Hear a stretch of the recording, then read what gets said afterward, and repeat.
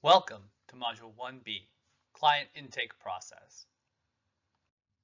By the end of this module, you will understand how to conduct taxpayer intake using IRS Form 13614-C, know what documents are required to properly complete the intake form, and finally, understand the importance of having SSNs and ITINs. This module is broken up into 4 sections: client intake, identification documents, recap, and then we'll end with a knowledge check. So let's talk about client intake. Form 13614-C, Intake, Interview, and Quality Review, is the intake form developed by the IRS Spec Office. That's the part of the IRS that administers the VITA program.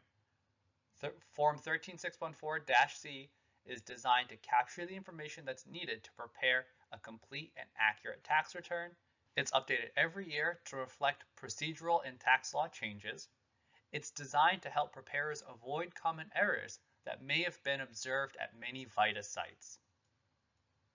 All VITA programs nationwide are required to complete Form 13614-C for every tax return prepared.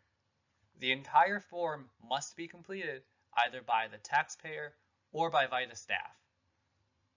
Every question must be answered, and VITA staff must review and discuss the form with every taxpayer.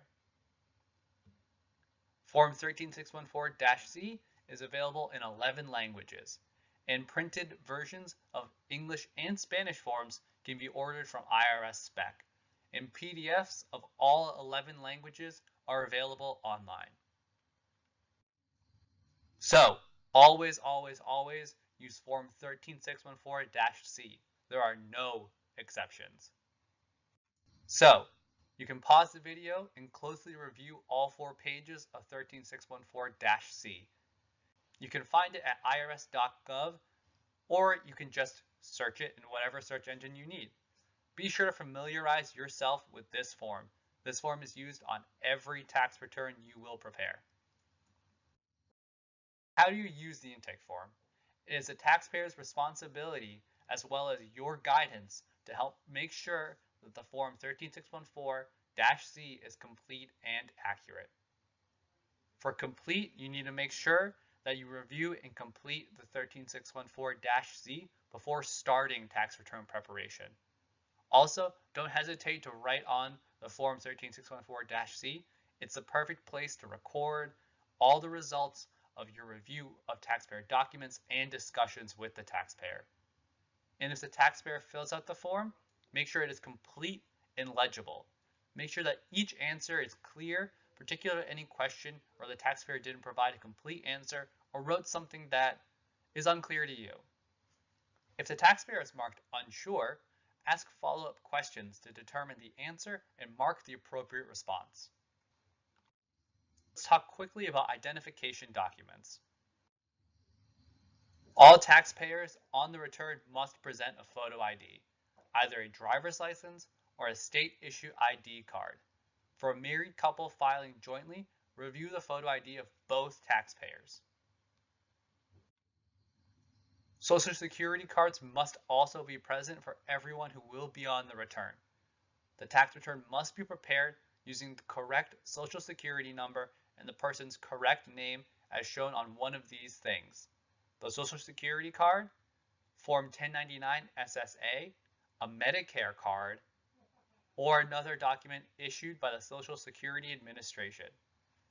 Entering numbers and names sounds pretty easy, but incorrect names or Social Security numbers is a big cause of rejected tax returns and delayed refunds, so don't make that mistake. What if the taxpayer doesn't have a Social Security card or number? If they don't have one, ask them to see their ITIN, an individual taxpayer identification number, letter, or card. An ITIN is issued by the IRS to taxpayers who do not qualify to get a Social Security number. Note, if a taxpayer does not have either a Social Security number nor an ITIN, talk to your site coordinator. A site coordinator can allow an exception to any of the identification requirements for a taxpayer who is known to the site. That means that if the taxpayer is a returning client who is familiar to the site coordinator, full proof of identification may not be required based on the site coordinator's judgment. Making such exceptions is optional and should be rare. So let's recap. Here's what you need to remember. Use the VITA intake form for every return and use it correctly. You'll need all of that information. Check IDs for tax filers listed on the return. Check Social Security cards or ITIN letters for everyone listed on the return. Check with your site coordinator for any exceptions to the ID requirements. Let's end with the knowledge check. You can watch our 13614-C in action videos. You can look at the 13614-C job aid, and you can review the form. Up next, Module 1C, Client Interview.